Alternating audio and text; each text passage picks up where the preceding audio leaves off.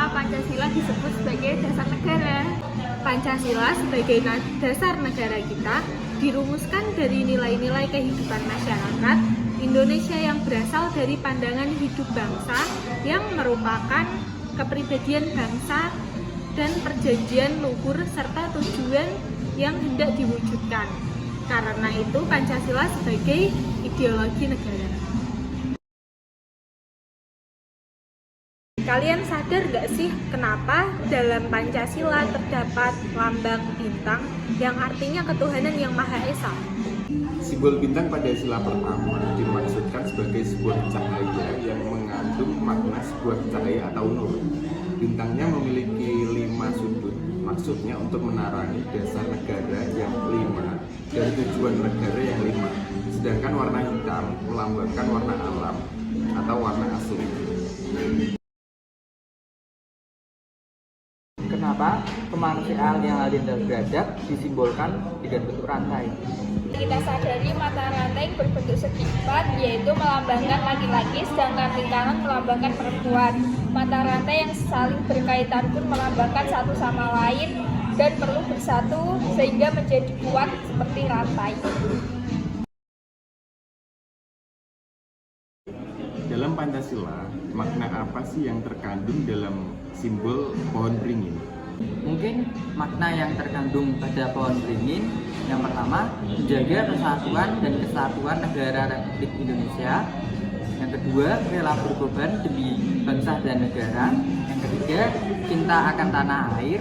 Yang keempat, berbangga sebagai bagian dari Indonesia. Yang kelima, memajukan pergaulan demi persatuan dan kesatuan bangsa berbineka tunggal ika. Kalian tahu nggak sih kenapa pada sila keempat disimbolkan dengan kepala benteng?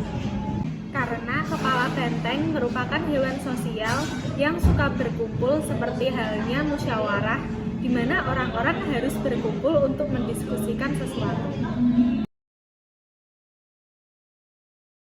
Perlu kita ketahui juga dalam sila kelima yang merupakan pendirian Kapas, yaitu kebutuhan dasar setiap manusia, yakni pangan dan sandang sebagai syarat utama untuk mencapai kemakmuran yang merupakan tujuan utama bagi sila kelima ini. Dan juga perlu kita ketahui makna dari sila ini adalah satu, bersikap adil terhadap sesama. Yang kedua, menghormati hak orang lain. Yang ketiga, menolong sesama. Yang keempat, menghargai orang lain. Yang kelima, melakukan pekerjaan yang berguna bagi kepentingan umum dan bersama. Perlu kita ketahui, implementasi Pancasila dalam pembuatan kebijakan negara di berbagai bidang. Nah, mungkin ada beberapa penerapan implementasi yang dapat kita ketahui dalam berbagai bidang. Nah, berikut contohnya yaitu implementasi dalam bidang hukum, bidang ekonomi, bidang politik, dan bidang pertahanan dan keamanan.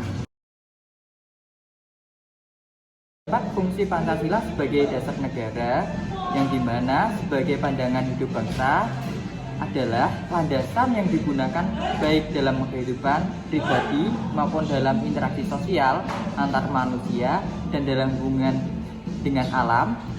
Yang kedua, sebagai dasar negara kesatuan Republik Indonesia yang dimana mencapai tujuan dasar hukum negara serta memberikan semangat dan implementasi Undang-Undang Dasar 1945 dalam pemerintah negara.